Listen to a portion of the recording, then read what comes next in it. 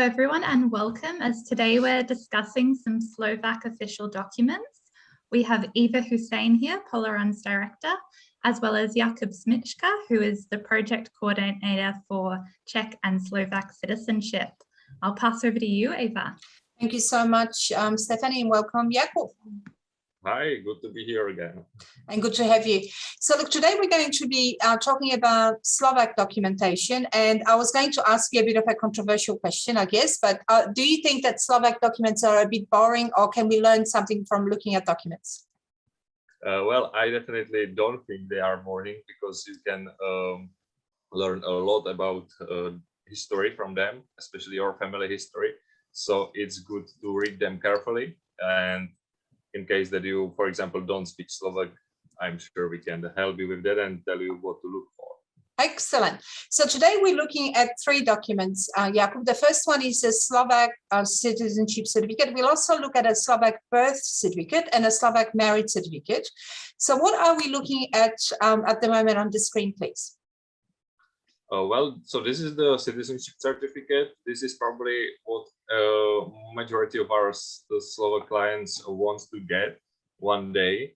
And so I will go from the very upper part. There is like Slovak Republic and the district regional office in Košice, which is basically the issuing authority. Then, you know, some number of the document, date and place of issuing. And now we have the certificate about the Slovak citizenship according to number of law of its citizenship, Slovak Citizenship Act. And now there are few information about the holder of this certificate, and therefore the Slovak citizenship, which is name, surname, and also the maiden name or the born surname for women usually. Then there is date and place of birth, because this is usually good for identification of the person, and the residential address. This means the residential address in the day when the certificate was issued, because of course address is sometimes changing during the life. And the last thing is very interesting. It's the address of the last residence on the territory of the Slovak Republic, which can be tricky sometime, because some Slovak citizens never lived in the Slovak Republic. So it sometimes it's blank, but here we can see that the holder or the owner of the citizenship lived in Slovakia during his or her life. And then there's a sentence, is a citizen of the Slovak Republic. So basically, yes, this is why it's called citizenship certificate. And the stamp and the signature and the name of the officer who issued this certificate. The last sentence is, like I would say, legal disclaimer. And this says, which is important and interesting, that this citizenship certificate is valid only for 6 months and only as an original. So this is also important to know. If you have this citizenship certificate and you want to apply for a passport, usually this is what it's for, then you need to do this 6 months from the date in the right up corner, which is here like September 2020. So this means this isn't actually valid anymore, but you can use it, for an application for a new citizenship certificate still. So okay. You for sure don't, don't throw it into the rubbish bin. No. But you cannot apply for a passport with this anymore, because only for the first 6 months is possible. Okay, so let me just summarize a couple of points that you've made, and this is really truly very interesting to me, but I'm a bit of a nerd.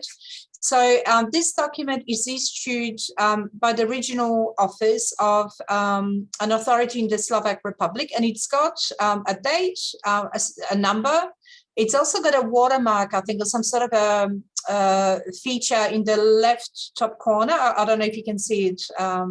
Yes. There's like a special mark confirming that it's an official certificate.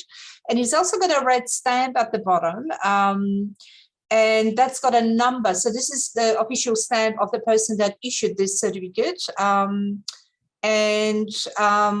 It refers to the laws of 1993, which is the current law in the Slovak Republic. Is that right? Yeah, it is. Yeah. It's basically after the splitting of the Czechoslovakia. And the Slovak legislators have been talking for years about changing some of this law, but it's still not in place, is it? Yes, I mean, it was approved by the government, but this is just the first part of the legislative process, and now it needs to be approved by parliament, but it was postponed like 4 times actually. So we are still waiting, hopefully one day. But nevertheless, after the Czechoslovakia, after Czechoslovakia as a country broke up, there was a law introduced in 1993 in Slovakia, which became a country, and it's currently valid because there's no new legislation in place. But what you also said, Jakub, which is really interesting, is that this certificate is only valid for 6 months. And therefore, if you got it, you must or you should apply for your passport as soon as you can. But I'm assuming, Jakub, that once you have your passport, you are a citizen and you can just continue renewing your passport. You don't need to go through this process again. Is that right? Yes, it is. Yeah, of course, when you apply for a first passport, then you are like any other citizen, basically. So just kind of the old one when it's ending, and they will issue a new one. The other unusual thing with Slovak Republic is that you do need to attend a personal interview for when you apply for this document.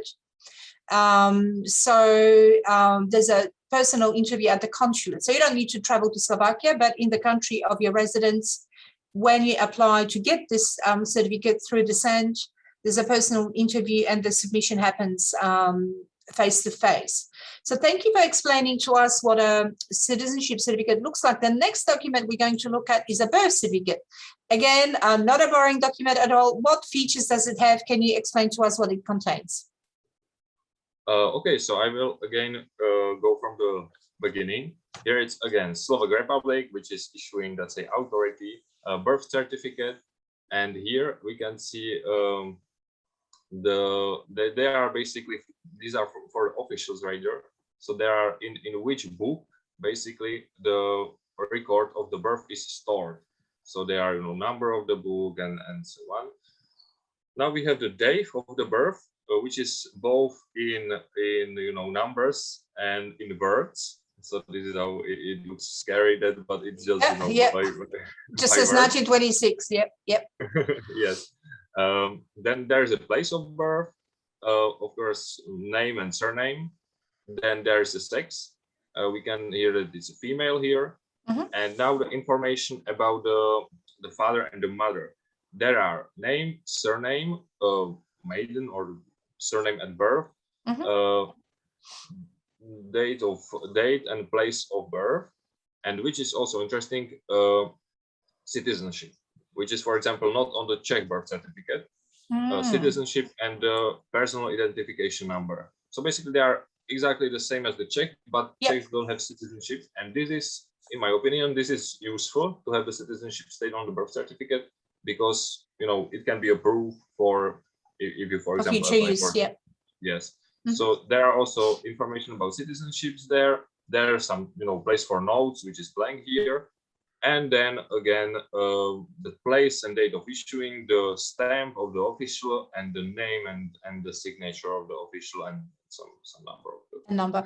And Jakub, with this, so if you were not born in Slovak Republic and you're registering your birth certificate, your foreign birth certificate, which is the authority that issues this? This particular one that we're looking at is Kremnica, which is a city. So this is someone that was born in 1926, and this is just a copy or a transcript of what's in the book of births, right? But is there a process of registering your own birth certificate in Slovakia? Yes. I mean, if you became a Slovak citizen, or you get a confirmation that you are a Slovak citizen and you were born, for example, in Australia, United States, they will issue you a new Slovak birth certificate, stating, of course, your real birthplace as your birthplace, but issued by the Slovak Republic. And this is issued by the Bratislava district office, which is the capital. So they are registering their, births, marriages, and deaths of their citizens abroad, basically, and issue documents about them. So you can have both two birth certificates actually, or for example, Australian one and your Slovak one, both stating Australia as your birthplace. Right, and that's centralized through the capital of Slovakia. Whereas if you were born outside of the capital, the city that you were born in keeps your birth certificate. What happens if it's more than 100 years old, Jakub? Does it get transferred across to the archives like it is in many other countries in Europe, or does it stay at the civil registry?